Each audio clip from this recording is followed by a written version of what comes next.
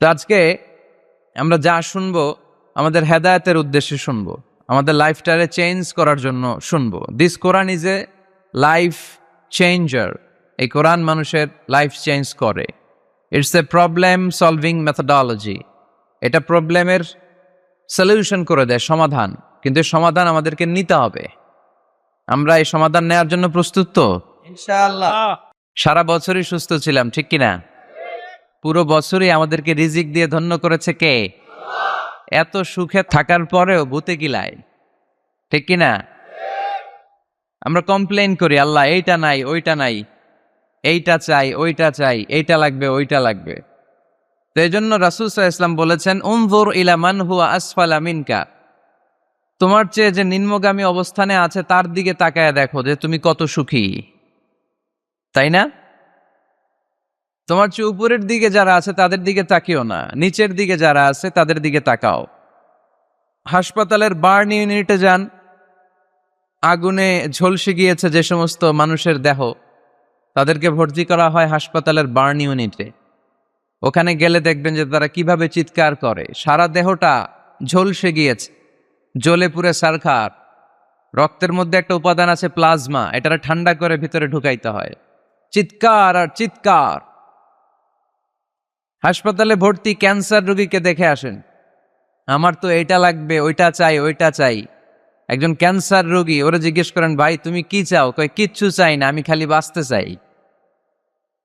আমি অনেক কিছু চাই, কিন্তু ক্যান্সারে আক্রান্ত রোগী কি চায়? একটা চাওয়া, তার এইটা ওইটা, বাড়ি ঘর ধন সম্পত্তি কিচ্ছু লাগবে না, সে শুধু কি চায়? বাঁচতে চায়। এজন্য বেঁচে যে আসি, এজন্যই পড়তে হবে আলহামদুলিল্লাহ। মাবুদ তুমি যে বাঁচিয়ে রেখেছ, বেঁচে আছি আলহামদুলিল্লাহ। এজন্য সবসময় আলহামদুলিল্লাহ পড়তে রাজি আছেন তো? কারণ হিউম্যান ডিমান্ডস আর আনলিমিটেড। মানুষের চাহিদার কোনো শেষ নাই। আছে নারী আছে, বাড়ি চাই, বাড়ি আছে, গাড়ি চাই, এটা আছে, ওটা চাই, ওটা আছে, সেটা চাই।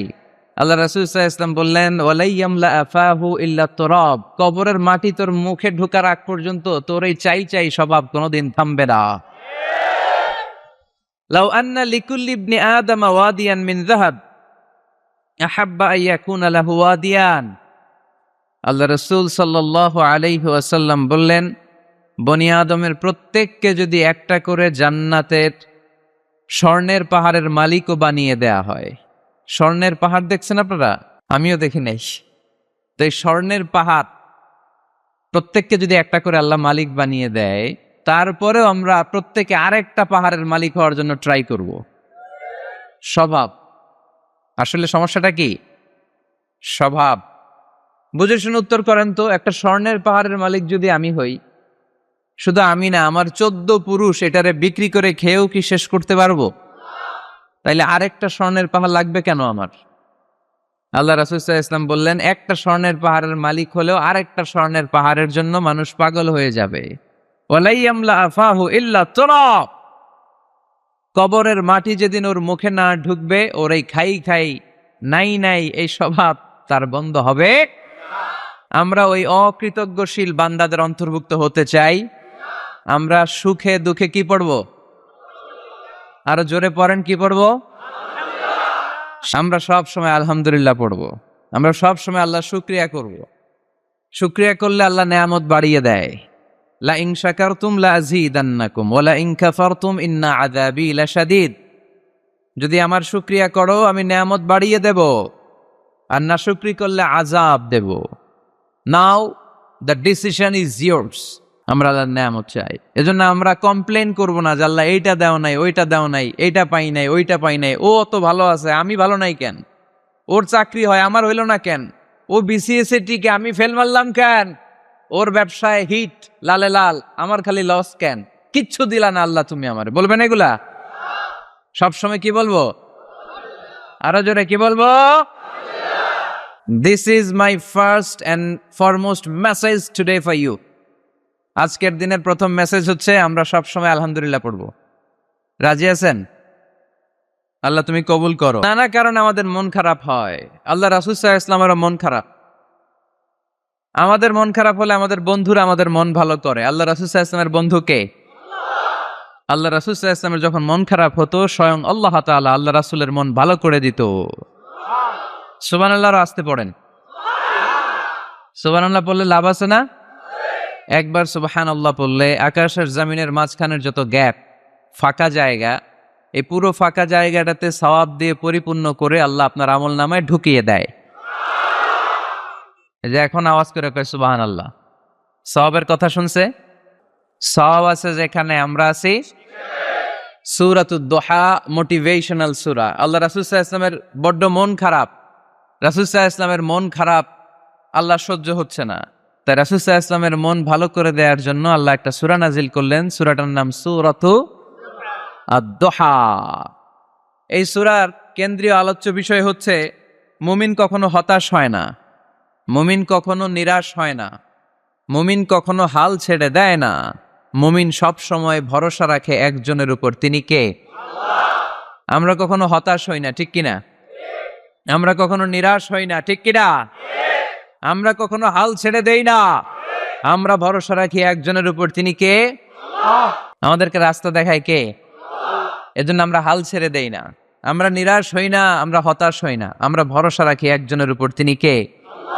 হ্যাঁ, এটা ঠিক। মাঝে মাঝে আমাদের জীবনে বিপদ আসে, পরীক্ষা আসে, মুসিবত আসে, এগুলো আসে আমাদেরকে শক্ত করার জন্য, ঠিক কিনা?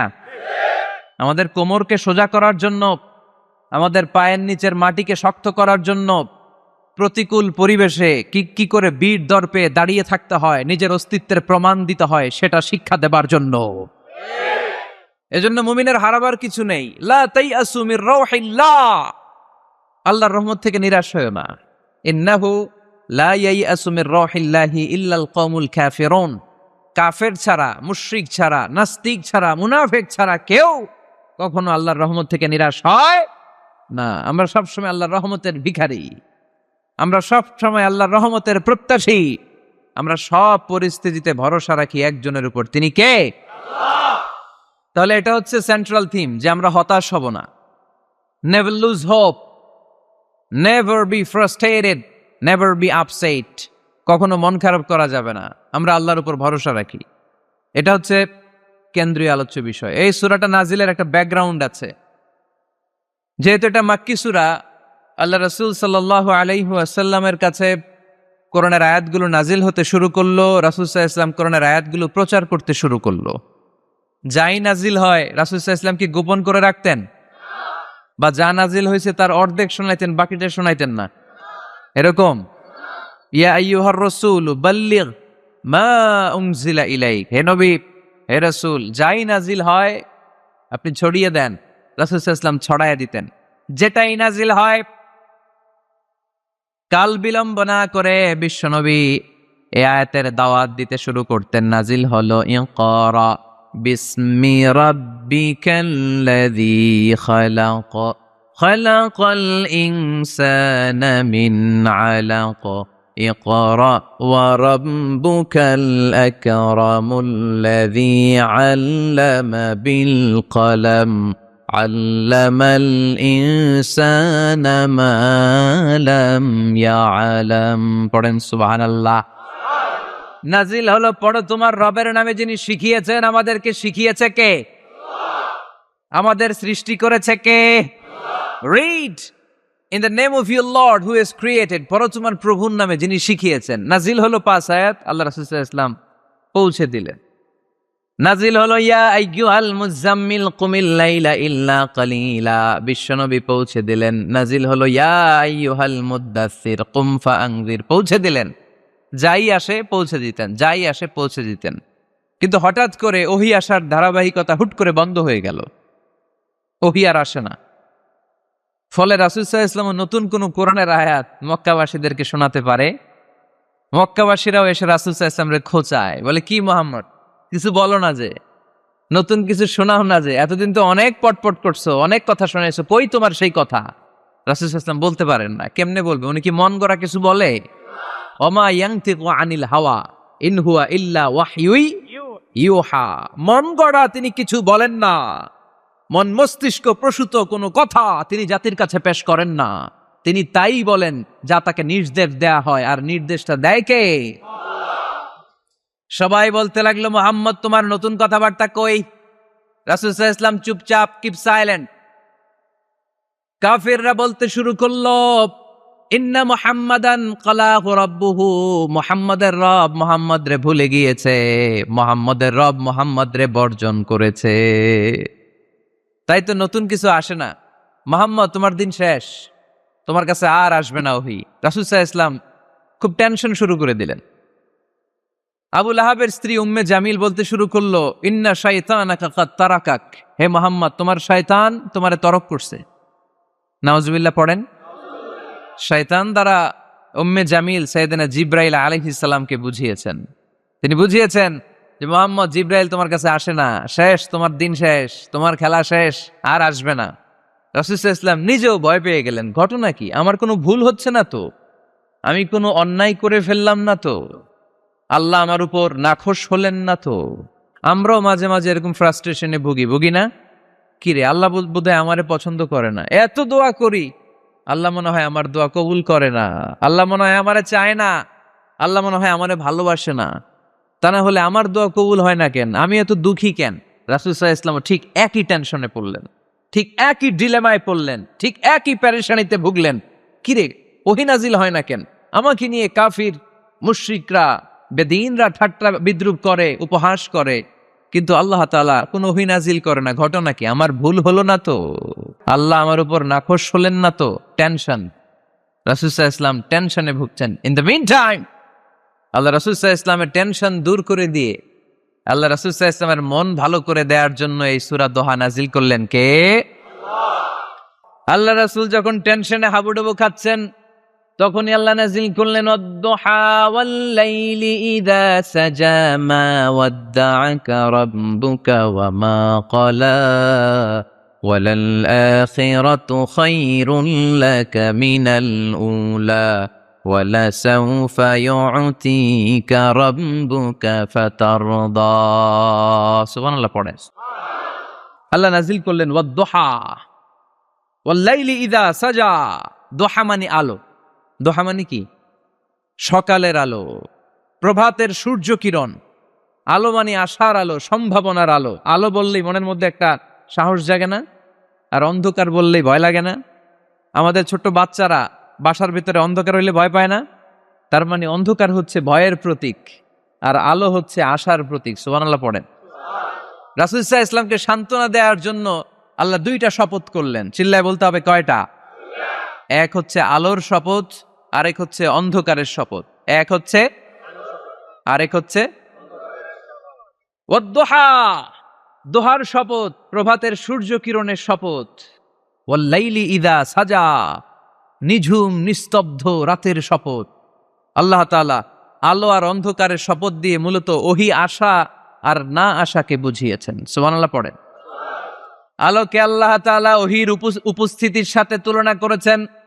অন্ধকারকে রাব্বুল আলামিন এই সূরার মধ্যে ওহীর অনুপস্থিতিকে বুঝিয়েছেন। আল্লাহ বুঝাতে চাইলেন, নবী আমি আপনারে ভুলি নাই। কেমন করে আমি আপনারে ভুলি? আপনি আমার হাবিব, ঠিক কি না? আপনি আমার খলিল না, আপনি আমার হাবিব। খলিল মানেও বন্ধু, হাবিব মানেও বন্ধু। ইব্রাহিম আলাইহিস সালাম ছিলেন খলিল, আর আল্লাহ রাসূল ছিলেন হাবিব।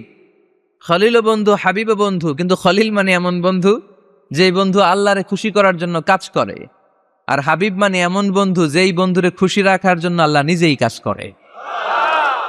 কি কাজ করলেন হাবিবরে খুশি রাখার জন্য? আজকে সব আমরা শুনবো। আল্লাহ বললেন ওয়াদ-দুহা ওয়াল-লাইলি ইযা সাজা, আলোর শপথ, অন্ধকারের শপথ। দোহা মানে আলো, প্রভাতের আলো।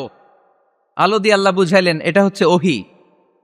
আর ওয়াল-লাইলি ইযা সাজা, রাতের শপথ দিয়ে বুঝালেন এটা ওহীর অনুপস্থিতি। আল্লাহ বুঝাতে চাইলেন, নবী ওহী আসা না আসা দুইটাই আপনার জন্য দরকার। আমি আপনারে ভুলি নাই, আমি আপনারে বর্জন করি নাই, অসম্ভব। আমি আপনার উপর গোসা হই নাই, রাগ হই নাই। আমি ইচ্ছা করেই আপনার একটু বিশ্রামের সুযোগ দেওয়ার জন্য ইচ্ছা করে ওহী পাঠানো বন্ধ রেখেছি। কারণ ওহী রিসিভ করা সাধারণ কোনো বিষয় না। আল্লাহ বলেন, ইন্না সানুলকি আলাইকা কওলান সাকিলা। ও নবী, এটা একটা ভারী বাণী, এটা শক্তিশালী বাণী, এটা একটা পাওয়ারফুল মেসেজ, এটা যেন তেন কোনো বাণী নয়, কোরআনের বাণীটা কার? সবসময় যদি নবী আমি ওহী পাঠাই আপনার কষ্ট হয়ে যাবে। আমরা সপ্তাহে সরকারি চাকরি যারা করেন 7 দিনে কাজ করেন কয়দিন? হ্যাঁ, 5 দিন। ছুটি কয়দিন? তো পুরা সপ্তাহ 7 দিনে যদি কাজ থাকতো করতে পারতেন? কথা বলেন। আবার 7 দিনে যদি ছুটি থাকতো ভাল লাগতো? আল্লাহ বুঝাতে চাইলেন নবী লাগাতার যদি ওহী নাজিল করি, এটা রিসিভ করা, এই দাওয়াতটা যথাযোগ্য মর্যাদায় পৌঁছে দেয়া, এটা আপনার জন্য কষ্ট হয়ে যাবে। কারণ ওহী এটা সাধারণ কোনো বাণী নয়, এই বাণীটা কার? আল্লাহ রাসূল যখন ঘোড়ার উপরে কিংবা ওটের উপরে থাকা অবস্থায় কোরআনের আয়াত নাজিল হতো ওনার উপর, কোরআনের ভারে, কোরআনের পাওয়ারে ওটের পা গুলো, ঘোড়ার পা গুলো মরুভূমির বালির মধ্যে দেবে যেত। এত পাওয়ারফুল বাণী। লাউ আনজালনা হাযাল কুরআনা আলা জাবাল লারাআইতাহু খাশিআম মুতাসাদ্দিআম মিন খাশিয়াতিল্লাহ। হে নবী, কোরআনকে আপনার কাছে না পাঠিয়ে পাহাড়ে নাজিল করলে, মাউন্ট এভারেস্টে নাজিল করলে, তুর পাহাড়ে নাজিল করলে, আল্পস পর্বতমালায় নাজিল করলে, আলাস্কা মাউন্টেন রেঞ্জ এটার উপর নাজিল করলে, এই ময়মনসিংহের গারো পাহাড়ের উপর নাজিল করলে, মুহূর্তে এই পাহাড়গুলো ভেঙে চুড়ে চুরমার হয়ে খান খান হয়ে যেত। তার মানে এই বাণীটা কি হালকা না শক্ত? ওটের উপর থাকা অবস্থায় যখন কোরআন নাজিল হতো ওটের পা দেবে যেত। ঘোড়ার উপর থাকা অবস্থায় কোরআন নাজিল হলে ঘোড়া বসে যেত। শীতের রাতে কোরআন নাজিল হলে আম্মাজান আয়েশা বলেন আমরা কম্বল গায়ে দিয়ে কাঁপতাম। ওয়া ইন্না জাবিনাহু লা ইয়াতাফাসসাদু আরাকান, রাসূল সাল্লাল্লাহু আলাইহি ওয়াসাল্লামের দাড়ি আর থুতনি বেয়ে ঝরঝর করে ঘাম ঝরতো। এক সাহাবীর মাথার মধ্যে পা রেখে বিশ্বনবী শুয়ে আছেন, ঘণ্টাখানিক শুয়ে থাকলেন। সাহাবী বলে আমার ব্যথা লাগে না। বিশ্বনবী শুয়ে আছেন, হঠাৎ করে বিশ্বনবী ঘুম থেকে জাগলেন, কিন্তু এই সাহাবীর রানের উপর থেকে মাথা তোলেন নাই। ইন দ্য মিন টাইম কোরআনের আয়াত নাজিল হওয়া শুরু হলো। সাহাবী বলেন 1 ঘন্টা শুয়ে আছে আমি টের পাই না, কিন্তু যখন কোরআনের আয়াত নাজিল হলো মনে হলো উহুদ পাহাড়টা আমার পায়ের উপরে চেপে বসেছে। ঘণ্টাখানিক শুয়ে আছে বিশ্বনবী সাইয়েদনা যায়েদ রাদিয়াল্লাহু তাআলা আনহুর রানের মধ্যে মাথা রেখে, উনি টেরই পাচ্ছেন না। কিন্তু ইন দ্য মিন টাইম হঠাৎ করে সাইয়েদনা জিবরাইল কোরআনের আয়াত নিয়ে আসলেন। বিষ্ণু ইসা ইসলাম কোরআনের আয়াত রিসিভ করতে শুরু করলেন। যখনই কোরআনের আয়াত নাজিল হলো সাহাবী বলেন বিশ্বনবীর মাথার ওজনটা এত বেড়ে গেল আমার মনে হচ্ছে মুহূর্তের মধ্যে আমার পায়ের রান ফেটে খান খান হয়ে যাবে। তার মানে এই কোরআনের মধ্যে পাওয়ার আছে না নাই? এটা কি হালকা বাণী না ভারী বাণী? প্রতিদিন যদি এই ভারী ভারী কথা বিশ্বনবীর কাছে রিসিভ হয়, বিশ্বনবী এই ওহির ভার স্নায়ুতে সহ্য করতে পারবে? আল্লাহ বলেন নবী আপনার কষ্ট হচ্ছে, এটা দেখে আমি ইচ্ছা করে ইন্টেনশনালি ইচ্ছা করে আপনার বিশ্রাম আর রেস্টের ব্যবস্থা রাখার জন্য কয়েকদিন ইচ্ছা করে ওহী নাজিল বন্ধ রেখেছি। কাফিররা বলে আমি আপনারে ভুলে গেছি। নো, নেভার, অসম্ভব। আপনি আমার হাবিব, আপনারে ভুলে যাওয়া আমার পক্ষে অসম্ভব। আমি আপনার উপর রাগ করি নাই, আমি ইচ্ছা করে ওহী নাজিল না করে আপনার কিছুদিনের জন্য ছুটি আর বিশ্রামের ব্যবস্থা করে দিয়েছি। চিল্লায় পড়েন সুবহানাল্লাহ। এজন্য আল্লাহ শপথ করে বললেন ওয়াদ-দুহা ওয়াল-লাইলি ইযা সাজা মা ওয়াদ্দাআকা রাব্বুকা ওয়া মা ক্বালা।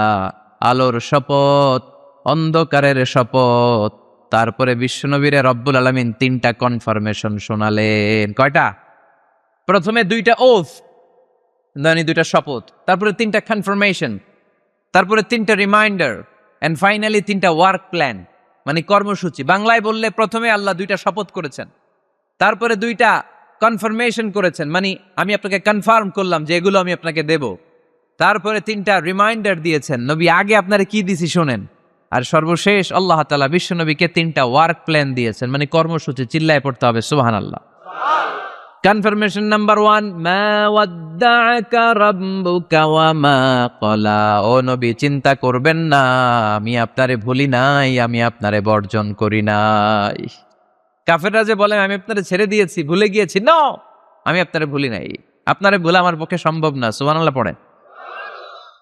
2 নাম্বার কনফার্মেশন আল্লাহ বললেন ওয়ালাল আখিরাতু খায়রুল লাকা মিনাল উলা। পড়েন ওয়ালাল আখিরাতু খায়রুল লাকা মিনাল উলা। ও নবী দুনিয়ার জীবনের চাইতে আখিরাতের জীবন আপনার জন্য শ্রেষ্ঠ। কিন্তু আমরা দুনিয়ার পিছনে পড়ে থাকি। আল্লাহ বললেন ওয়ালাল আখিরাতু, অবশ্যই আখিরাত, খায়রুল লাকা, আপনার জন্য উত্তম, মিনাল উলা, এই দুনিয়ার চেয়ে, and verily indeed the hereafter is far better for you than this দুনিয়া। অবশ্যই অবশ্যই এই দুনিয়ার ক্ষণস্থায়ী জীবন আপনার জন্য উত্তম নয়, আখিরাত এই দুনিয়ার চেয়ে 1000 গুণ বেশি উত্তম। চিল্লায় কোন সুবহানাল্লাহ। আবার আরেক আয়াতে আল্লাহ বললেন বাল তুসিরুনাল হায়াতাদ দুনিয়া ওয়াল আখিরাতু খায়রুন ওয়া আবাকা। তোমরা এই দুনিয়ার জীবনকে প্রাধান্য দিয়ে থাকো, কিন্তু দুনিয়াটা শ্রেষ্ঠ নয়, আল্লাহর কাছে আখিরাত হলো শ্রেষ্ঠ, আখিরাত হলো স্থায়ী। সুবহানাল্লাহ পড়েন। তাহলে প্রথমে কনফার্ম করলেন নবী নো টেনশন, নো টেনশন, আমি আপনার সাথে আছি। আল্লাহ যদি সাথে থাকে আর কিছু লাগে? 2 নাম্বার কনফার্মেশন। আচ্ছা, আমরা মাঝে মাঝে মেসেজ পাঠালে মেসেজ পৌঁছলো কিনা কনফার্মেশন আছে না? কনফার্মেশন মেসেজ পাঠায় না? একটা টপ আপ করলাম বা ইন্টারনেটের প্যাকেজ নিলাম, এটা অ্যাক্টিভ হলো কিনা একটা কনফার্মেশন মেসেজ আসে না? প্রথম কনফার্মেশন, নবী আমি আপনার সাথে আছি। দ্বিতীয় কনফার্মেশন, নবী এই দুনিয়ায় সাময়িক কিছু কষ্ট করেন, কিন্তু আখিরাতে আপনার জন্য কল্যাণ রেখে দিয়েছে কে? 3 নাম্বার কনফার্মেশন, আল্লাহ বললেন ওয়ালা সাউফা ইউতিকা রাব্বুকা ফাতারদা। ও নবী, আমি আপনার সাথে আছি, আখিরাতকে আপনার জন্য সাজিয়ে প্রস্তুত করে রেখেছি, আর এই দুনিয়ার বুকে এমন এমন জিনিস আমি আপনারে দান করব, এগুলো পেয়ে দুনিয়ায় আপনি খুশি হয়ে যাবে। এমন এমন জিনিস আমি আপনাকে দেব, and verily I'm gonna give you something that will make you happy। ও নবী, এমন এমন জিনিস আমি মাক্কি জীবন থেকে শুরু করে until your death, আপনার মৃত্যু পর্যন্ত আমি দেব, এগুলো পেয়ে আপনি খুশি হয়ে যাবেন। সুবহানাল্লাহ। বাড়িতে যে বললেন দিবে কে? খুশি করবেন কারে? আল্লাহকে, বিশ্বনবী সাল্লাল্লাহু আলাইহি ওয়াসাল্লামকে। খুশি করবেন কে? আর খুশি হবে কে? বিশ্বনবী। সুবহানাল্লাহ পড়েন। ওয়ালা সাউফা ইউতিকা রাব্বুকা ফাতারদা। নবী, এমন এমন জিনিস আমি আপনাকে দেব, আপনার এই পেরেশানি, দুঃখ, কষ্ট আপনার থাকবে না। কখনোই আমি আপনার মন খারাপ হতে দেব না।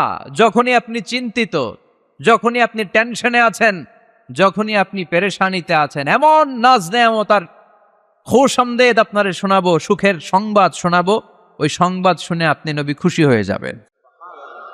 তার মানে নবীর মন ভালো করার দায়িত্ব নিছে কে? কি আল্লাহ পাইছি আমরা। বিশ্বনবীর মন খারাপ, তখনই আল্লাহ অ্যাক্টিভ, তখনই আল্লাহ নেয়ামত পাঠায়। কিভাবে বিশ্বনবীর মন ভালো করেন আল্লাহ?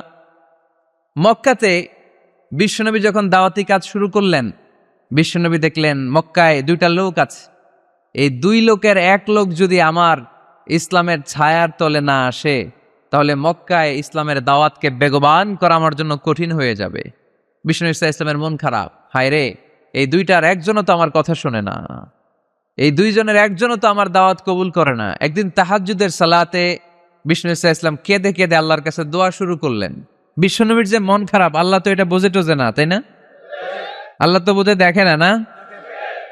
তাহাজ্জুদের নামাজে ভারাক্রান্ত মন নিয়ে আল্লাহ রাসূল সাল্লাল্লাহু আলাইহি ওয়াসাল্লাম দোয়া করলেন, আল্লাহুম্মা আইজ্জাল ইসলামা বিআহাব্বির রাজুলাইনি ইনদাক। আল্লাহ, মক্কার 2টা লোকের নাম তোমার কাছে বলবো আজকের তাহাজ্জুদের মুনাজাতে। 2টা লোকের নাম তোমার কাছে তাহাজ্জুদের ফরিয়াদে আমি উল্লেখ করব। 2টা লাগবে না, 2 জনের একজনরে দিলেই হবে। আল্লাহ রাসূল দোয়া করলেন, আল্লাহুম্মা আইজ্জাল ইসলামা বিআহাব্বির রাজুলাইনি ইনদাক। আল্লাহ, মক্কার 2 জনের একজনকে আমি চাই, এই 2 জনের যে কোনো একজন যেন কালিমা পড়ে মুসলমান হয়ে যায়। আল্লাহ রাসূল দোয়া করলেন, আল্লাহুম্মা আইজ্জাল ইসলাম বিআহাব্বির রাজুলাইনি ইনদাক বিউমর ইবনুল খাত্তাব আও আবি জাহল ইবনে হিশাম। আল্লাহ, হিশামের বেটা আবু জাহেল এরে দাও, নাইলে খাত্তাবের বেটা ওমর রে দাও। সুবহানাল্লাহ পড়বেন না? কিন্তু আল্লাহ রাসূলের দোয়া কবুল হয় না। আল্লাহ রাসূল অপেক্ষা করছেন। ইন দ্য মিন টাইম সাফা পাহাড়ের পাদদেশে আরকাম ইবনে দারিল আরকামের ঘরে বিশ্বনবী বসে বসে কোরআনের দাওয়াত লুকিয়ে লুকিয়ে দিচ্ছিলেন। সাইয়েদনা ওমর ফারুক তখনও কালিমা পড়েন নাই। তিনি বিশাল একটা নাঙ্গা তলোয়ার নিয়ে বিশ্বনবীকে আক্রমণ করার জন্য যখন দারুল আরকামের ঘরের দিকে ছুটে আসছেন, সাহাবারা বলতে শুরু করলো, নবী আপনি ওই দরজা দিয়ে তাড়াতাড়ি মুহূর্তেই পালিয়ে যান, ওমরে ফারুক তলোয়ার নিয়ে আপনার সামনে চলে এলে রক্ষা নাই। আল্লাহ রাসূল বললেন, তোমরা সরব, দরজাটা খুলে দাও, ওমরকে আমার সামনে তাড়াতাড়ি চলে আসতে দাও। আমার মনে হচ্ছে ওই যে তাহাজ্জুদের জায়নামাজে বসে চোখের পানি ছেড়ে আল্লাহর কাছে যে ওই দিন রাতে দোয়া করেছি, আজকে আমার দোয়াটা কবুল হতে চলেছে। আমার তো মনে হচ্ছে আমার দোয়াটা কবুল হতে চলেছে, সরে যাও। হামজা ইবনে আব্দুল মুত্তালিব চাচারে সরাই দিলেন। সাইয়েদনা ওমরে ফারুক তলোয়ার নিয়ে এসে বিশ্বনবীর নূরানি চেহারার দিকে তাকিয়ে মুহূর্তেই কুপকাত হয়ে গেলেন। তলোয়ারটা বিশ্বনবীর সামনে রেখে দিয়ে বললেন, আশহাদু আল্লা ইলাহা ইল্লাল্লাহ ওয়া আশহাদু আন্না মুহাম্মাদান আবদুহু ওয়া রাসূলুহু। আমি সাক্ষ্য দিলাম আল্লাহ ছাড়া কোনো ইলাহ নাই, আপনি মুহাম্মদ আল্লাহর রাসূল। বিশ্বনবীর মন খুশি হয়ে গেল। ওয়ালা সাউফা ইউতিকা রাব্বুকা ফাতারদা। নবী হে, অচিরে এমন এমন জিনিস আমি আপনারে দেব, আপনি পাবেন আর খুশি হবেন, পাবেন আর খুশি হবেন। আপনার মন খারাপ, আমি আল্লাহ নিজ দায়িত্বে মন ভালো করে দেব। পড়েন সুবহানাল্লাহ। সাইয়েদনা ওমরে ফারুক মুসলমান হয়ে গেলেন। এবার আবু জাহেল, উতবা, শাইবা, ওয়ালিদ ইবনে মুগিরা এদের টনক নড়ে উঠল।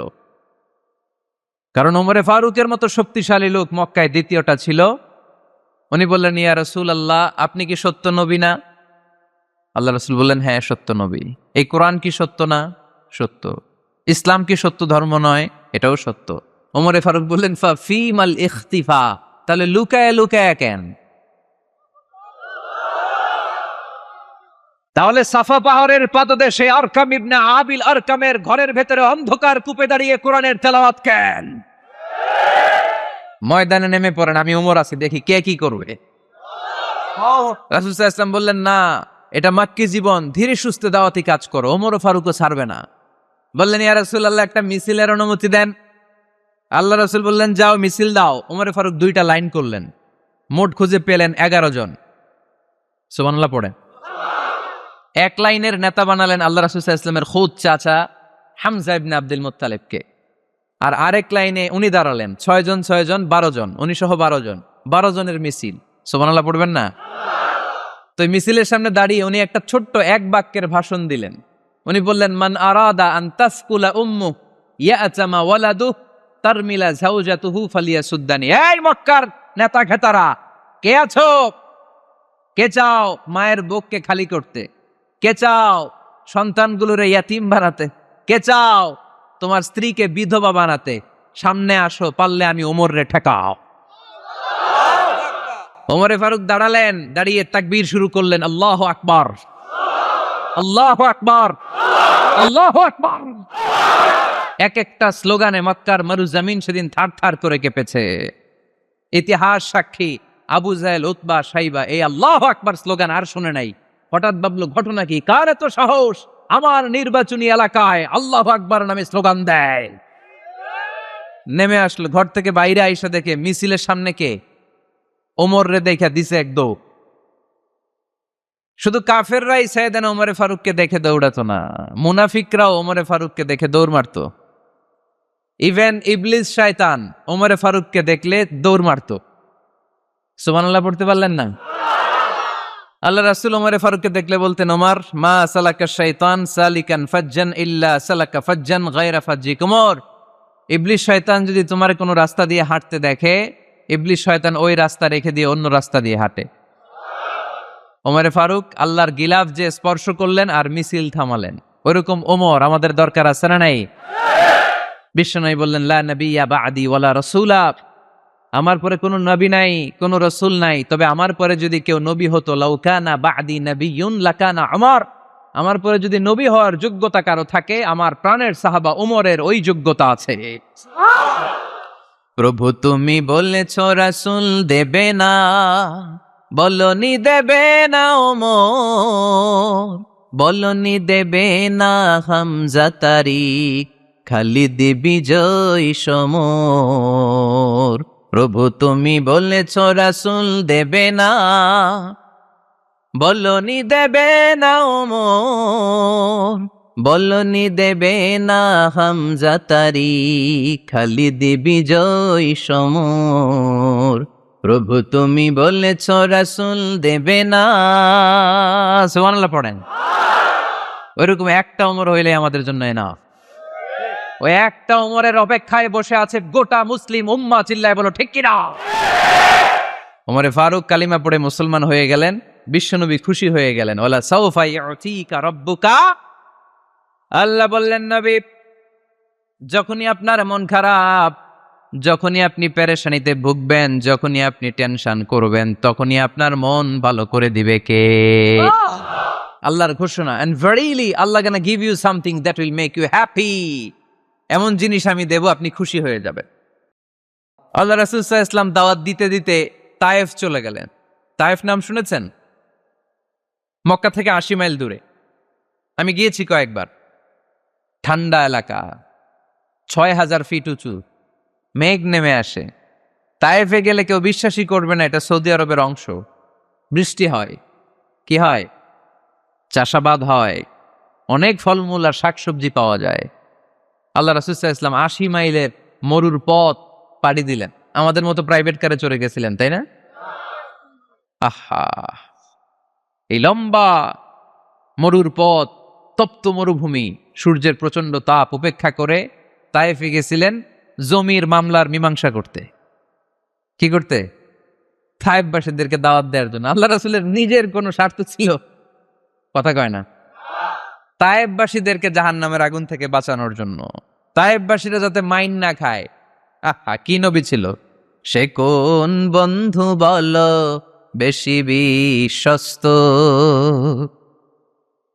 সে কোন বন্ধু বলো বড় বিশ্বস্ত, কার কাছে মন খুলে দেয়া যায়, কার কাছে প্রাণ খুলে বলা যায়, হওয়া যায় অতি আশ্বস্ত। তার নাম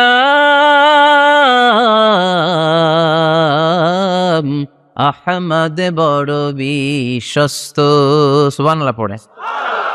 কি দিল দরিয়া নবী ছিলেন, রাহমাতাল লিল আলামিন। I have sent you as a mercy for the entire universe. নবী হে, আমি আপনাকে গোটা বিশ্বের জন্য রহমত করে প্রেরণ করেছি। কোন সুবহানাল্লাহ। রহমতের নবী, দয়ার নবী, দাওয়াত দেওয়ার জন্য ৮০ মাইলের লম্বা মরুর পথ পাড়ি দিয়ে তায়েফের ময়দানে যখন ছুটে যায়, তায়েফের ছেলেরা বিশ্বনবীর দাওয়াত তো কবুল করেই নাই, বরং বিশ্বনবীর অপমান করেছে, বিশ্বনবীকে লাঞ্ছিত করেছে, বিশ্বনবীর সাথে মারপিট করেছে, বিশ্বনবীর গায়ে পাথর মেরেছে। এই সুশ্রী দেহটা বেয়ে বেয়ে ঝরে ঝরে বিশ্বনবীর গা থেকে টপ টপ করে তায়েফের জমিনে তাজা লাল খুন ঝরেছে। গিয়েছে তায়েফবাসীদের বাঁচানোর জন্য, নিজের কোনো স্বার্থ নাই। তায়েফবাসীরা যেন জাহান্নামের আগুনে না জ্বলে, কিন্তু তায়েফবাসীরা বিশ্বনবীর আঘাত করেছে। তিনটা জায়গায় আমি দেখে এসেছি, জায়গাগুলা তিনটা জায়গায় বিশ্বনবীকে আহত করা হয়েছে। খেয়ে না খেয়ে দিন প্রচারের কাজে নিজেকে দিয়েছ বিলিয়ে, তায়েফের কাফিরেরা চিনল না সে আলো, দুষ্ট ছেলেদের পিছু দিল লেলিয়ে, পাথরের আঘাতে ক্ষত বিক্ষত হয়ে সারা শরীর থেকে রক্ত ঝরে। হে রাসূল, তোমাকে ভুলি আমি কেমন করে, হে রাসূল, তোমাকে ভুলি আমি কেমন করে, হাজার ব্যথা বেদনার পরে ফিরে আসনি তুমি আপন ঘরে, দিনের আলো তুমি ছড়িয়ে দিতে, চলে গেলে মদিনায় মক্কা ছেড়ে। হে রাসূল, তোমাকে ভুলি আমি কেমন করে, হে রাসূল, তোমাকে ভুলি আমি কেমন করে। পড়েন আল্লাহু আকবার। খেয়ে না খেয়ে বিশাল পথ পাড়ি দিয়ে দাওয়াত দিলেন, বিনিময়ে পেলেন পাথরের আঘাত, রক্তাক্ত হলেন বিশ্বনবী। আদ্দাস নামে খ্রিস্টান ছেলে বিশ্বনবীর হাতে কালিমা পড়ে মুসলমান হয়ে গেল। আল্লাহু আকবার। বিশ্বনবী খেজুর বাগানে ঢুকলেন, গা দিয়ে ঝর ঝর ঝর ঝর করে রক্ত বয়ে যায়। সাইয়েদনা যায়েদ রাদিয়াল্লাহু তাআলা আনহু পানি নিয়ে আসলেন। বিশ্বনবী ওযু করলেন, ফজরের নামাজে দাঁড়িয়ে লম্বা কেরাত পড়লেন। কেরাত শেষে বিশ্বনবী বসে আছেন, মন খারাপ। কার মন খারাপ? 80 মাইলের পথ পাড়ি দিয়ে আসলাম, মিশন তো সাকসেসফুল হয় নাই, কেউ তো কালিমা পড়ে নাই, আরো আমার পিছু লেগেছে, আহত করেছে আমাকে। বিষ্ণুনবীর মন খারাপ, এত কষ্ট করে এত ভালো মন নিয়ে এত সুন্দর করে দাওয়াত দিলাম, কেউ দাওয়াত শুনলো না। বিষ্ণুনবীর মন খারাপ, আর এই দৃশ্য আরশের উপর থেকে দেখে কে? আল্লাহ বললেন, নবী আপনার মন খারাপ, আপনার যখনই মন খারাপ তখনই আমার সাহায্য আছে না নাই? ওয়ালা সাউফা ইউতিকা রাব্বুকা ফাতারদা। আল্লাহ জানিয়ে দিলেন, নবী আপনি জানেন না, আপনি দেখেন নাই, ফজরের লম্বা কোরআনের তেলাওয়াত যখন আপনি করছিলেন, আপনার পিছন দিয়ে একদল জিন চলে যাচ্ছিল। জিন কারা যাচ্ছিল? এই জিন জাতি বিশ্বনবীর তেলাওয়াত শুনে থমকে দাঁড়িয়েছে। কিরে, এত সুন্দর বাক্য তো জীবনে শুনি নাই, এত সুন্দর কথামালা, শব্দের ব্যঞ্জন, ভাষার মাধুর্য, অলংকার কখনো তো শুনি নাই। এটা তো কোনো মানুষের বানানো কথা হতে পারে না, এটা মন্ত্র হতে পারে না, এটা কবিতা হতে পারে না, এটা নিশ্চয় আল্লাহর বাণী। ইন্না সামি'না কুরআনান আজাবা ইয়াহদি ইলার রুশদি ফাআমান্না বিহি। নিশ্চয় আমরা আজীব কোরআন শুনেছি, শুধু শুনেই ক্ষান্ত থাকবো না, যেই কোরআন শুনেছি ওই কোরআনের উপর বিশ্বাস এনে আমরা জিনেরা মুসলমান হয়ে গেলাম। তারা তাদের এলাকায় যে দাওয়াত দিতে শুরু করলো। এই দৃশ্য বিশ্বনবী দেখছে নাকি? বিশ্বনবী তো তেলাওয়াত করতেছে ফজরের নামাজে। বিশ্বনবীর যখন মন খারাপ, আল্লাহ জানিয়ে দিলেন, নবী মন খারাপের কারণ নাই, দিতে আসছিলেন দাওয়াত দৃশ্যমান জাতিকে, মানে মানুষকে, কিন্তু এদের উপর যদিও দাওয়াত ফলপ্রসূ হয় নাই, অদৃশ্যমান এক জাতি, জিন জাতি আপনার মুখনিসৃত কণ্ঠে সুন্দর তেলাওয়াত শুনে পুরো জিন জাতি কালিমা পড়ে মুসলমান হয়ে গেছে। ওয়ালা সাউফা ইউতিকা রাব্বুকা ফাতারদা। নবী যেখানেই আপনি পেরেশান, যেখানেই আপনার মন খারাপ, ওখানেই মন ভালো করে দিবে কে? আল্লাহ রাসূল সাল্লাল্লাহু আলাইহি ওয়াসাল্লামের প্রিয়তমা স্ত্রী খাদিজাতুল কুবরা আত-তাহেরা রাদিয়াল্লাহু তাআলা আনহা ইন্তেকাল করলেন। রাসূল সাল্লাল্লাহু আলাইহি ওয়াসাল্লামের হৃদয়টা ভেঙে খানখান হয়ে গেল। চাচা আবু তালেব ইন্তেকাল করলেন, হৃদয়টা ভেঙে খানখান হয়ে গেল। চারদিক থেকে শত্রুতা বাড়তে শুরু করলো, কোনো দিক থেকে সাহায্য নাই। বিশ্বনবী আবার পেরেশান, কই যাব, কোথায় গেলে আশ্রয় পাবো? আমার তো কেউ নাই, কেউ আমার দুনিয়ায় বেঁচে নাই। প্রাণাধিক প্রিয় স্ত্রী খাদিজাতুল কুবরা দুনিয়া ছেড়ে বিদায় নিল। যেই চাচা আমার শেল্টার দিয়ে রাখতো কাফেরদের হাত থেকে, চাচাও চলে গেল। এখন আমি কই যাব? আল্লাহ বললেন, কই যাবেন? জায়গা পান না, আমার আরশে চলে আসেন, আমার আরশে চলে আসেন। সুবহানাল্লাযী আসরা বিআবদিহি লাইলাম মিনাল মাসজিদিল হারামি ইলাল মাসজিদিল আকসা। সুবহানাল্লাহ পড়েন। সাইয়েদনা জিব্রাইলকে দিয়ে আল্লাহ সারপ্রাইজ দিলেন তার নবীকে। কি দিলেন? সারপ্রাইজ শব্দটার সাথে পরিচিত না আমরা? হঠাৎ করে কাউকে এমন কিছু দেখালাম বা দিলাম সে কল্পনাও করে নাই। সাইয়েদনা জিব্রাইল মারফত আল্লাহ তাআলা তার প্রিয় হাবিবকে সারপ্রাইজ দিলেন। তিনি তার চাচাতো বোনের ঘরে শুয়েছিলেন, হঠাৎ করে সাইয়েদনা জিব্রাইল ঘরের ছাদকে উঠিয়ে ফেললেন, বিশ্বনবীকে শাঁ করে নিয়ে হাতিমে শুইয়ে দিলেন, গলার এখান থেকে নাভি পর্যন্ত ছিঁড়ে ফেললেন। এটাকে বলে ওপেন হার্ট সার্জারি, শাক্কে সাদার, সিনা চাক করলেন। আল্লাহ রাসূলের হৃদয় বের করে জামজামের পানি দিয়ে ধৌত করলেন। হৃদয়ে নূর, ঈমান, হিকমা, প্রজ্ঞা দিয়ে হৃদয়টারে আবার পরিপূর্ণ করলেন, আবার সেলাই করে দিলেন। তারপরে সরাসরি এখান থেকে বাইতুল মাকদাস, ওখান থেকে আল্লাহর আরশে নিয়ে গেলেন। আল্লাহ সাউফা ইউতিকা রাব্বুকা ফাতারদা। নবী, এমন এমন জিনিস আমি আপনারে দেব, আপনি তো নিয়ে কুল পাবেন না। যখনই আপনার মন খারাপ, তখনই আমার দেয়া নেয়ামত আপনার জন্য আছে না নেই? মেরাজে চলে গেলেন, রবের সাথে সাক্ষাৎ করে দুনিয়ায় আসলেন।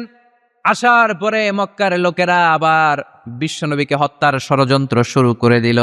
বিশ্বনবী ডানে যাওয়ার জায়গা পায় না, বাঁয়ে যাওয়ার জায়গা পায় না, সামনেও যেতে পারে না, পেছনেও যেতে পারে না। আল্লাহ বললেন, নবী এই এলাকায় আর থাকার দরকার নাই, আপনি মদিনায় চলে যান। তবা, তয়বা, মদিনাতুন নবী, পবিত্র শহর, যে শহরের মাটিতে বরকত, যে শহরের বালুতে বরকত। চিল্লায় পড়েন সুবহানাল্লাহ। বিশ্বনবী আল্লাহ তাআলার আদেশে এই কষ্টকর পরিস্থিতি থেকে উত্তরণের জন্য মক্কা থেকে মদিনায় গেলেন। মদিনায় যাওয়ার সাথে সাথে লোকজন গাইতে শুরু করলো, তালাআল বাদরু আলাইনা মিন সানিয়াতিল ওয়াদা ওয়াজাবা শুকরু আলাইনা ما دعا لله دا أيها المبعوث فينا جئت من أمر المطاع جئت شرفت المدينة مرحبا يا خير دار সবাই পড়েন طلع البدر علينا من ثنيات الوداع وجب الشكر علينا ما دعا لله دا সুবহানাল্লাহ পড়েন। মক্কায় অত্যাচার, মক্কা থেকে গেলেন, সবাই ফুল নিয়ে দাঁড়ায় আছে আর পড়তে আরম্ভ করছে তালা আল বদ্রু আলাইনা। আবার বৃদ্ধ বনিতা, মদিনার ছোট বড় মাঝারি নারী পুরুষ কেউ বাদ যায় নাই, সবাই বিষ্ণু ইসলামকে ওয়েলকামিং রিসেপশন দেওয়ার জন্য চলে এসেছে। দৃশ্য দেখে বিশ্বনবীর মন খারাপ ছিল, আবার মন ভালো হয়ে গেল। এজন্য আল্লাহ বললেন ওয়াদ-দুহা ওয়াল-লাইলি ইযা সাজা মা ওয়াদ্দাআকা রাব্বুকা ওয়া মা ক্বালা ওয়ালাল-আখিরাতু খায়রুল লাকা মিনাল উলা ওয়ালাসাউফা ইউ'তিকা রাব্বুকা ফাতারদা। সুবহানাল্লাহ পড়েন আওয়াজ করে। ওয়ালাসাউফা ইউ'তিকা রাব্বুকা ফাতারদা। হে নবী, এমন এমন জিনিস দিব আপনি খুশি হয়ে যাবেন, খুশি হয়ে যাবেন। মদিনাতে যে রাসূল সাল্লাল্লাহু আলাইহি ওয়াসাল্লাম মসজিদে নববী প্রতিষ্ঠা করলেন, আল্লাহ তাআলা কিবলা চেঞ্জ করে দিলেন। আগে পড়তো মক্কার দিকে নামাজ, এখন পড়ে ফিলিস্তিনের দিকে নামাজ। 16 থেকে 17 মাস রাসূল সাল্লাল্লাহু আলাইহি ওয়াসাল্লাম ফিলিস্তিনের দিকে, মানে ইহুদিরা যে দিকে নামাজ পড়ে ওই দিকে হয়ে নামাজ পড়লেন। কারণ আদেশটা কার? আল্লাহ। জোরে বলেন সবাই, আদেশটা কার? আল্লাহ। কিন্তু নবীর মন মানে না। নবীর মনে বড্ড আশা, আমার জন্মস্থান, আমার প্রিয় শহর মক্কার কাবা ঘরের দিকে যদি আমি সেজদা দিতে পারতাম আমার বড্ড ভাল লাগতো। কারণ কাবা আমার জন্মস্থান, মক্কা আমার জন্মস্থান, আমার বংশের গোড়া, আমার আদি পিতা ইসমাইল ইব্রাহিম এই কাবা ঘর নির্মাণ করেছে। তাই প্রত্যেকটা নামাজের পরে বিশ্বনবী আকাশের দিকে তাকায়, মনে মনে ভাবে কাবা যদি চেঞ্জ হয়ে যেত, কিবলা যদি আল্লাহ পরিবর্তন করে দিত কতই না ভালো হতো। নামাজ শেষে বিশ্বনবী দুঃখ নিয়ে উপরে তাকায়, আল্লাহ তো আর দেখে টেকে না, তাই না? দেখে দেখে। আল্লাহ বলে কাদ নারা তাকাল্লুবা ওয়াজহিকা ফিস সামাই। ও নবী, আপনি যে আকাশের দিকে তাকিয়ে মন খারাপ করে মনে মনে বিড়বিড় বিড়বিড় করে কি কি বলেন সব আমি জানি, সব আমি দেখি। ফাওয়াল্লি ওয়াজহাকা শাতরাল মসজিদিল হারাম। আর দেরি নয়, আর কাল বিলম্ব নয়, যেখানে ফিরে আপনার সেজদা দিতে মনে চায় আজ থেকে ওই কাবার দিকে আপনার কিবলা আমি মুহূর্তেই পরিবর্তন করে দিলাম গো নবী। নবীর যেটা মন চাইতেছে আল্লাহ ওইটাই দিতেছে। সুবহানাল্লাহ পড়েন। এজন্যই বলেছি খালিল মানে এমন বন্ধু যেই বন্ধু আল্লাহরে খুশি করার জন্য কাজ করে, আর হাবিব মানে এমন বন্ধু যেই বন্ধুরে খুশি করার জন্য আল্লাহ নিজেই কাজ করে। কোন সুবহানাল্লাহ। ফাওয়াল্লি ওয়াজহাকা শাতরাল মসজিদিল হারাম। মসজিদে হারামের দিকে মুখ ঘুরান নবী, মুখ ঘুরান। আপনার দুঃখ আমার সহ্য হয় না, যেদিকে আপনার নামাজ পড়তে মনে চায় ওই কাবার দিকেই পড়েন, চিল্লায় কোন সুবহানাল্লাহ। এভাবে যত জায়গায় নবী চিন্তিত, নবীর চিন্তা দূর করে দিছে কে? আল্লাহ। আল্লাহ রাসূল এই কোরআন থেকে জানতে পারলেন আগের নবীরা হায়াত পেয়েছে 1000 বছর, 2000 বছর। আগের নবীর উম্মতেরা হায়াত পেয়েছে 800 বছর, 1200 বছর। আমাদের নবী পৃথিবীতে বেঁচে ছিলেন কয় বছর? সবাই বলেন। এবং সুনানে তিরমিজির হাদিস, আল্লাহ রাসূল সাল্লাল্লাহু আলাইহি ওয়াসাল্লাম বলেছেন আমারু উম্মতি মা বাইনা আস-সিত্তিন ইলা 70। আমার উম্মতের গড় বয়স হবে 60 থেকে 70। ওয়া আকাল্লুহুম মা ইয়াজুজু যালিক, এর চেয়ে বেশি হায়াত পাবে হাতে গোনা অল্প কয়েকজন। বেশিরভাগই 60-70-এর মধ্যে মরে শেষ, ঠিক কিনা? এখন আমাদের সমাজের কি অবস্থা? এটাই তো। কত কত বাঁচে? 100 বয়স হয়েছে এরকম কে কে আছেন দেখি? আচ্ছা 80 বছর কার আছে দেখি? 80 পাওয়া যাবে বোধহয় দুই একটা। ওই যে মাশাআল্লাহ মাশাআল্লাহ মাশাআল্লাহ, এই চাচারা আছে, আল্লাহ কবুল করুক, আল্লাহ আরো হায়াত বাড়ায় দেখ। 50 আছেন কে কে দেখি? 50 অনেক অনেক, হাত নামান হাত নামান, অনেক হায়াত পাইছেন আপনারা, আল্লাহ আরো হায়াত দেখ, আরো হায়াত দাস করুক পরে, আমিন। আমার উম্মতি মা বাইনা 60 ইলা 70, আমার উম্মতের গড় বয়স হবে 60 থেকে এই কথা শোনার পরেই বিশ্বনবী আবার কাঁদতে শুরু করলেন। কারণ বিশ্বনবীর টেনশন হচ্ছে, আগের উম্মতেরা হায়াত পাইছে বেশি, আবাদত করছেও, আমার উম্মত হায়াত পাইছে কম, আবাদতের সুযোগও। হায়রে, আমার উম্মতের কি হবে, আমার উম্মতের কি হবে? এই নবী তো এমন নবী, সব নবীকে আল্লাহ একটা দোয়া করার সুযোগ দিয়েছিলেন, যে দোয়াটা করা মাত্রই কবুল। এটাকে আরবিতে বলে দাওয়া মুস্তাজাবা, লিকুল্লি নবিয়িন দাওয়া মুস্তাজাবা। সব নবীকে আল্লাহ একটা করে দোয়া করার সুযোগ দিয়েছে, আর এই দোয়াটা করা মাত্রই কবুল। আর সব নবীরা দুনিয়াতেই ওই দোয়া করে ফেলেছে। আল্লাহ রাসূল সাল্লাল্লাহু আলাইহি ওয়াসাল্লাম বলেছেন, ওয়া ইন্নী আখতাবিউ দাওয়াতি শাফাআতান লি উম্মতি ইয়াউমাল কিয়ামা। ওই দোয়াটা আমি দুনিয়ায় করি নাই, ওই দোয়াটা আমি তোমাদের জন্য কিয়ামতের ময়দানে যাতে তোমাদেরকে সুপারিশ করে জান্নাতে ঢুকাতে পারি, ওই জন্য রেখে দিয়েছি। আহা, কত কষ্টে বিষ্ণু ঈসা ইসলাম ছিলেন, খাবার ছিল না, পেটে পাথর বেঁধেছেন। যদি বলতেন আল্লাহ ওই দোয়াটা করলাম, আপনি খাবার দেন, জান্নাতের খাবার পাঠাই দিত কে? উহুদের ময়দানে দাঁত ভেঙেছেন, রক্ত ঝরেছে, যদি দোয়াটা করতেন মুহূর্তে বিজয় দিত কে? কোন পরিস্থিতিতে ওই দোয়াটা বিশ্বনবী করছেন? রেখে দিয়েছে। দেখেন, অন্য নবীর সাথে আমার নবীর অ্যাটিটিউডে পার্থক্য। অন্য নবীরাও চাইলে রাখতে পারতো এদের উম্মতের জন্য, না, বিপদের দিনে ওটা কাজে লাগাই ফেলছে। প্রত্যেক নবী একটা করে দোয়া করার সুযোগ পেয়েছিল, যে এই দোয়াটা করা মাত্রই কবুল। সব নবীরা দুনিয়াতেই শেষ, একমাত্র শুধুমাত্র কেবলমাত্র আমার আর আপনার নবী ছাড়া রেখে দিয়েছেন তিনি, রেখে দিয়েছেন ওই দোয়া আমাদের জন্য, আমার জন্য, আপনার জন্য, আমাদেরকে বাঁচানোর জন্য ওই দোয়া রেখে দিয়েছে। চিল্লায় বলেন ঠিক কি না? রেখে দিয়েছেন। কাঁদতে লাগলেন, আল্লাহ, আগের উম্মতেরা হায়াত পেয়েছে 1000 বছর, ইবাদত করেছে বেশি, আমার উম্মতেরা 60 আর 70-এর মাঝখানে মরলে এদের নসিবে কি হবে? আমার উম্মতের তো ইবাদতের সংখ্যা কম। আবার কান্না শুরু করলেন, মন খারাপ। আল্লাহ দেখে, নবীর যে মন খারাপ আল্লাহ দেখে। আল্লাহ নাজিল করলেন, ইন্না আনজালনাহু ফি লাইলাতিল কদরি ওয়া মা আদরাকা মা লাইলাতুল কদর লাইলাতুল কদরি খায়রুম মিন আলফি শাহর। সুবহানাল্লাহ পড়েন। আল্লাহ বলে, নবী আপনি কাঁদবেন না, আপনার চোখের পানি আমার সহ্য হয় না। অন্যান্য নবীর উম্মতদেরকে হায়াত দিয়েছি বেশি, কদরের রাত দেই নাই। আপনার উম্মতকে যদিও হায়াত লম্বা দেই নাই, কিন্তু আপনার উম্মতকে আমি লাইলাতুল কদরের রাত দিয়েছি গো নবী। লাইলাতুল কদরি খায়রুম মিন আলফি শাহর, 1000 মাসের চেয়ে সেরা। এই এক কদরের রাতে যদিও 60 থেকে 70 বছরের মধ্যে মারা যাবে, কিন্তু এই এক কদরের রাতে ইবাদত করলে 1000 বছর ইবাদত করলে যে সওয়াব, তার চেয়েও বেশি সওয়াব আপনার উম্মতের আমলনামায় ঢুকায় দিবে কে? আল্লাহ। খায়রুম মিন আলফি শাহর, 1000 বছর। 1000 বছরে হয় 83 বছর 4 মাস। আলফি শাহর 1000 মাস, 1000 মাসে হয় 83 বছর 4 মাস। এজন্য কদরের রাতে ইবাদত করতে রাজি আছেন তো? বিশ্বনবীর যেখানেই মন খারাপ, মন ভালো করে দেয় কে? সর্বশেষ কিয়ামতের ময়দানে মাকামে মাহমুদে বিশ্বনবী সেজদায় পড়ে কাঁদবেন। আল্লাহ বলবেন, জিব্রাইল যাও, দুনিয়ায় কান্না সহ্য করতে পারি নাই, আজ কিয়ামতের ময়দানেও আমি আমার নবীরে কাঁদতে দেব না।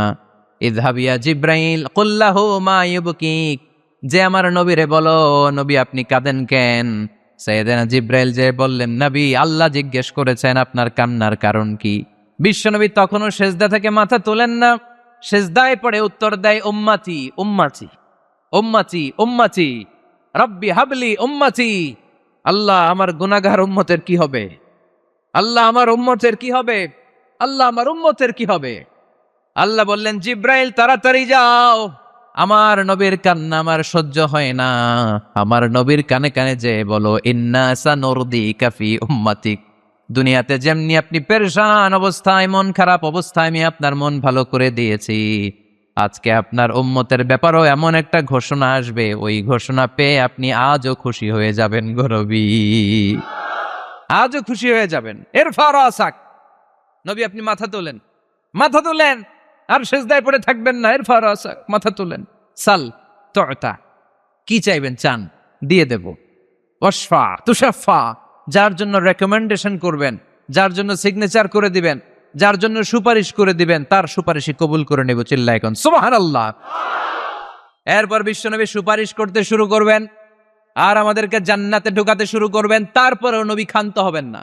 এরপর একটা পতাকা হাতে নিবেন, ওই পতাকার মধ্যে লেখা আলিফ লাম হামিম দাল, মানে আলহামদু, লিওয়াউল হামদ, প্রশংসার পতাকা। ওইটা নিয়ে জান্নাতের দরজার সামনে দাঁড়াবেন, তখনও পেরেশান। সবাইকে নিয়ে, উম্মতের সব জান্নাতীদেরকে নিয়ে বিশ্বনবী দরজার সামনে দাঁড়িয়ে নক করবেন। ভিতর থেকে জিজ্ঞেস করা হবে, মান আন্ত, কে আপনি? আল্লাহ রাসূল বলবেন, আনা মুহাম্মদ। তখন রক্ষী ফেরেশতা বলবে, ঠিক আছে, আল্লাহ বলেছে আপনার আগে কারো জন্য যেন এই দরজা না খুলি। মুহূর্তের মধ্যে জান্নাতের দরজা খুলে দেয়া হবে, বিশ্বনবী প্রশংসার পতাকা নিয়ে সব উম্মতকে নিয়ে জান্নাতে ঢুকে যাবে। ওয়ালা সাউফা ইউতিকা রাব্বুকা ফাতারদা। নবী গো, আপনি নিরাশ হবেন না, ভয় পাবেন না, হাল ছেড়ে দিবেন না, আমার উপর ভরসা রাখেন। আপনার বিপদ আছে যেখানে, আমি আল্লাহ। বিশ্বনবী যেখানে বিপদে পড়েছেন, বিপদ থেকে উত্তরণ করেছে কে? এরপরে বিশ্বনবীর আল্লাহ স্মরণ করায় দিচ্ছেন, নবী আলাম ইয়াজিদিকা ইয়াতীমান ফাআওয়া ওয়া ওয়াজাদাকা দাল্লান ফাহাদা। সুবহানাল্লাহ পড়ুন। তার মানে শপথ, রাতের শপথ, দিনের শপথ শেষ, কনফার্মেশন শেষ, এবার রিমাইন্ডার, স্মরণ করায় দিচ্ছে, নবী গো, আলাম ইয়াজিদকা ইয়াতীমান ফাআওয়া, আমি কি আপনার ইয়াতীম পাই নাই? আল্লাহ রাসূল সাল্লাল্লাহু আলাইহি ওয়াসাল্লাম যে ইয়াতীম ছিল জানেন? দুনিয়ায় আসার আগেই বাবা হারিয়েছেন, 6 বছর বয়সে মা হারিয়েছেন, মা ইন্তেকালের পরে দাদা আব্দুল মুত্তালিবের কাছে মানুষ হয়েছেন মাত্র 2 বছর। আল্লাহ রাসূলের বয়স যখন 8, দাদাকেও হারিয়েছেন। তারপরে চাচার কাছে ইয়াতীম নবী মানুষ হয়েছেন। আল্লাহ বললেন, নবী টেনশন কিসের? ওই যে আপনি ছোট্টবেলায় ইয়াতীম ছিলেন, আমি নিজে আপনার চাচার মাধ্যমে আপনার লালন পালনের ব্যবস্থা করে দিয়েছি। আলাম ইয়াজিদিকা ইয়াতীমান ফাআওয়া, আপনি ইয়াতীম ছিলেন, আমি আপনার লালন পালনের ব্যবস্থা করলাম। ওয়া ওয়াজাদাকা দাল্লান ফাহাদা, আপনি পথ খুঁজছিলেন, আমি পথ দেখিয়েছি। আপনি ছিলেন দল্লান, দল শব্দের একটা অর্থ হচ্ছে ভ্রষ্ট বা গোমরা। আল্লাহ রাসূল কি ভ্রষ্ট ছিল? গোমরা ছিল না, আল্লাহ রাসূল ভ্রষ্ট ছিলেন না, গোমরা ছিলেন না। যদিও অফিসিয়ালি তিনি 40 বছর বয়সে নবী হয়েছেন, কিন্তু ওনার 40 বছরের আগের জীবনেও আমাদের জন্য অনুকরণীয় অনুপম আদর্শ। চিল্লায় বলেন ঠিক কি না? এখানে দলের অর্থ হচ্ছে, নবী, you are searching the right way, then I guided you to the right way. You are searching the truth, আপনি সত্য পথ খুঁজছিলেন, খুঁজে পাচ্ছেন না, কোনটায় কোনটায়, আপনি পথ হারা পথিকের মতো খুঁজছিলেন। অনেক সময় হয় না, কি রে টাঙ্গাইল যাব, রাস্তা কি এইটা না ওইটা? মাঝে মাঝে আমরা দোদল্যমান থাকি, আছে না নাই? আল্লাহ বললেন, নবী আপনি সত্য খুঁজছিলেন, সত্য কি এদিকে না ওদিকে? আমি বললাম, নবী ওই দিকে নয়, আপনি এই দিকে যান, এভাবে আমি আপনার পথ দেখিয়েছি। চিল্লায় এখন সুবহানাল্লাহ। আমরা যখন পথ ভুলে যাই, পথ দেখায় কে? জোরে বলতে হবে কে?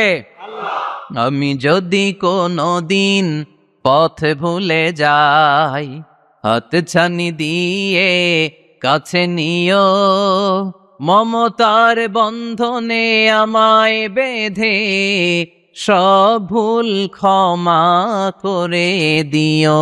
পড়েন, আমি যদি কোনো দিন পথ ভুলে যাই, হাত ছানি দিয়ে কাছে নিও, মমতার বন্ধনে আমায় বেঁধে সব ভুল ক্ষমা করে দিও। চিল্লায় পড়তে হবে আমিন। এটা কিন্তু একটা দোয়া, যদি আল্লাহ পথ ভুলে যাই পথ দেখায় দিও। প্রতিদিনই কিন্তু এই দোয়াটা পড়ি সূরা ফাতিহায়, ইহদিনাস সিরাতাল, সবাই বলেন ইহদিনাস সিরাতাল। ও আল্লাহ, show us the right path, show us the correct path, show us the straight path। আল্লাহ সোজা রাস্তা দেখান, যে রাস্তা শুরু হয়েছে দুনিয়ায়, ঢুকে গিয়েছে জান্নাতে। ও জাদাকা দাল্লান, আপনি পথ খুঁজছিলেন, আমি আপনার পথ দেখিয়েছি। ওয়া জাদাকা আইলান ফাআগনা, আপনি ছিলেন নিঃস্ব, আমি আপনাকে ধনাঢ্য বানিয়েছি। তাফসিরে এসেছে ফাআগনা বিখাদিজা, আমি খাদিজার সাথে বিয়ে পড়াইয়া দিয়ে আপনারে ধনী বানাইয়া দিছি। আল্লাহ রাসূল সাল্লাল্লাহু আলাইহি ওয়াসাল্লাম খাদিজা রাদিয়াল্লাহু তাআলা আনহার ব্যবসায় কাজ করতেন। আল্লাহ রাসূল সাল্লাল্লাহু আলাইহি ওয়াসাল্লামের আমানতদারিতায় মুগ্ধ হয়ে আম্মাজান খাদিজা বিয়ের প্রস্তাব পাঠালেন। বিয়ে হয়ে গেল, আরশের উপর থেকে আল্লাহ সাইয়েদানা খাদিজাকে সালাম পাঠালেন। আর সাইয়েদাতুনা খাদিজা বললেন, নবী, আজ থেকে আমার সম্পদ বলে কোনো কথা নাই, সব সম্পদ আপনার পায়ের সামনে আমি ঢেলে দিলাম। আপনার যা মনে চায় এটা দিয়ে করেন, ইসলামের দাওয়াত দেন। ফাগনা বি খাদিজা, খাদিজার সাথে বিয়ে করিয়ে দেওয়ার মাধ্যমে আল্লাহ রাসূলকে ধনী বানায় দিল কে? তার মানে 3টা রিমাইন্ডার দিলেন। 1 নম্বরে আপনি এতিম ছিলেন, লালন পালনের ব্যবস্থা করলাম। আপনি পথ খুঁজছিলেন, আমি আপনার সঠিক পথের দিশা দিয়ে দিলাম। আপনার টাকা পয়সা ছিল না, আমি আল্লাহ আপনারে ধনী বানিয়ে দিলাম। সুবহানাল্লাহ পড়েন। এবার 3টা কর্মসূচি কয়টা? আওয়াজ করে বলতে হবে, কয়টা? 1 নম্বর কর্মসূচি ফাআম্মাল ইয়াতীমা ফালা তাকহার। নবী হে, খবরদার এতিমদেরকে ধমক দিবেন না, এতিমদেরকে তাড়িয়ে দিবেন না, কারণ আপনি নিজেই তো এতিম ছিলেন, ঠিক কিনা? এজন্য রাসূল সাল্লাল্লাহু আলাইহি ওয়াসাল্লাম এতিমের দরদ বুঝতো বেশি, সব সময় এতিমদেরকে আদর করত। আর যারা এতিমদেরকে আদর করে তাদেরকেও আল্লাহ রাসূল পছন্দ করতেন বেশি। পড়েন সুবহানাল্লাহ। আপনারা ইয়েতিমদেরকে লালন পালন করেন, কয়েকজন ইয়েতিমের দায়িত্ব নিয়েছেন, বা ইয়েতিমখানায় সম্পদ দান করেন, সাদাকা করেন, এরকম কে কে আছেন দেখি? মাশাআল্লাহ, আল্লাহ তুমি কবুল করো। হাত নামান। ইয়েতিমদেরকে দান করবেন, তাদের ওখানে সাদাকা করবেন। আল্লাহ রাসূল বলেছেন, আনা ওয়া কাফিলুল ইয়াতীমি কাহাতাইন। খেয়াল করেন আমার আঙ্গুলের দিকে, আনা ওয়া কাফিলুল ইয়াতীমি কাহাতাইন। আমি আর ইয়েতিমের রক্ষণাবেক্ষণকারী কিয়ামতের দিন প্রতিবেশীর মতো পাশাপাশি থাকবো। এক সাহাবী এসে বললেন, ইয়া রাসূলুল্লাহ, আমার হৃদয়টা বড্ড শক্ত, হৃদয় নরম হয় না, চোখ দিয়ে পানি নামে না, কি করব? ইয়াশতাকি কসওয়াতাল কলব। আল্লাহ রাসূল বললেন, হৃদয় নরম করতে চাও? ইরহামিল ইয়াতীম, এতিমের উপর রহম করো। ওয়ামসাহ রাসা, এতিমের মাথায় হাত বুলিয়ে দাও। ওয়া আতইমহু মিন তাআমিক, তুমি যা খাও সেখান থেকে এতিমের সাথেও খাবার শেয়ার করো। তালিনু কলবুক, তোমার হৃদয়টারে নরম করে দিবে কে? এজন্য যাদের চোখ দিয়ে পানি আসে না, হৃদয় বড্ড শক্ত, কবে যে লাস্ট কাঁদছিলেন ভুলে গেছেন? এরকম আছে না নাই? শেষ কবে যে কাঁদছিলাম মনে নাই, চোখ দিয়ে পানি নামে না, হৃদয় শক্ত। এতিমের মাথায় একটু হাত বুলাইয়ে দিয়েন, এতিমখানায় একটু সম্পদ পাঠিয়ে দিয়েন, ওদের সাথে বসে একটু খাবার দাবার খাইয়েন, আপনার হৃদয়টারে নরম করে দিবে কে? এই বাংলার জমিনে অনেক লোক আছে এতিমের সম্পদ খেয়ে মেরে দেয়, আছে না নাই? আল্লাযীনা ইয়াকুলুনা আমওয়ালাল ইয়াতামা যুলমান ইন্নামা ইয়াকুলুনা ফি বুতুনিহিম নারা ওয়া সায়াসলাউনা সাঈরা। আল্লাহ বললেন, খবরদার এতিমের সম্পদ মেরে দিও না। যারা এতিমের সম্পদ অন্যায়ভাবে ভক্ষণ করেছো, তার সম্পদ খাও নাই, পেটে আগুন ঢুকিয়েছো, কিয়ামতের দিন ওই আগুনের মধ্যেই থাকবা, ঠিক কি না? ভাই মারা গেছে, ভাতিজার দায়িত্ব পাইছে, সব সম্পদ মাইরা খেয়ে দিস, আছে না নাই? খবরদার, সম্পদ খান নাই আপনি, আগুন খাইছেন, আগুন ঢুকিয়েছেন পেটে, আর ওই আগুনের মধ্যে আপনার বাসস্থান জাহান্নামে নির্ধারণ করে দিবে কে? এজন্য বিশ্বনবীর প্রথম কর্মসূচি দিলেন আল্লাহ। নবী, যেহেতু আপনি এতিম ছিলেন, তাই ফাআম্মাল ইয়াতীমা ফালা তাকহার, নবী এতিমদেরকে আপনি ধমক দিবেন না, তাড়িয়ে দিবেন না। 2 নাম্বার কর্মসূচি ওয়া আম্মাস সাইলা ফালা তানহার। নবী গো, যারা ভিক্ষা করতে আসে, ভিক্ষুককে কখনো নবী তাড়িয়ে দিয়েন না, ভিক্ষুককে তাড়াবেন না, ধমক দিবেন না। অনেকে ধমক দেয়, আছে না নাই? আপনি বড় সাহেব, বড় বাড়ির মালিক, একজন আসছে ভিক্ষা করতে, আপনি তাড়ায় দিচ্ছেন, ওরেও বড় সাহেব বানাইতে পারতো কে? ও যেখানে দাঁড়িয়ে ভিক্ষা করে ওই জায়গায় আপনারা ভিক্ষুক বানাতে পারতো কে? আপনি গাড়িতে চড়ে বেড়ান, রাস্তায় জ্যামের মধ্যে যখন প্রাইভেট কারগুলো আটকে যায়, পথ শিশুরা ছোট্ট ভাঙ্গা থালা নিয়ে গ্লাসের সামনে এসে গ্লাসে নক করে, বলে, স্যার 2 দিন ধরে কিছু খাই নাই, 5টা টাকা দেন, বলে না? আহা, গ্লাসও নামায় না অনেকে, ধমক দেয়। খবরদার, ধমক দিয়েন না। ওরে প্রাইভেট কারে বসাইতে পারতো কে? ভাঙ্গা থালা দিয়ে আপনারে ফুটপাতে নামায় দিতে পারতো কে? এই যে বিশ্বনবীরে সাবধান করলেন, বিশ্বনবীকে বলার মাধ্যমে গোটা উম্মার জন্য আল্লাহ শিক্ষা রেখে দিয়ে বললেন, ফাআম্মাল ইয়াতীমা ফালা তাকহার ওয়া আম্মাস সাইলা ফালা তানহার। ও নবী, খবরদার ইয়াতিমদের সাথে কখনো কর্কশ আচরণ করবেন না। যারা ভিক্ষা করতে আসে, যারা ফরিয়াদি, তাদেরকে ধমক দিয়ে তাড়িয়ে দিবেন না। ওয়া আম্মা বিনি'মাতি রাব্বিকা ফাহাদ্দিস।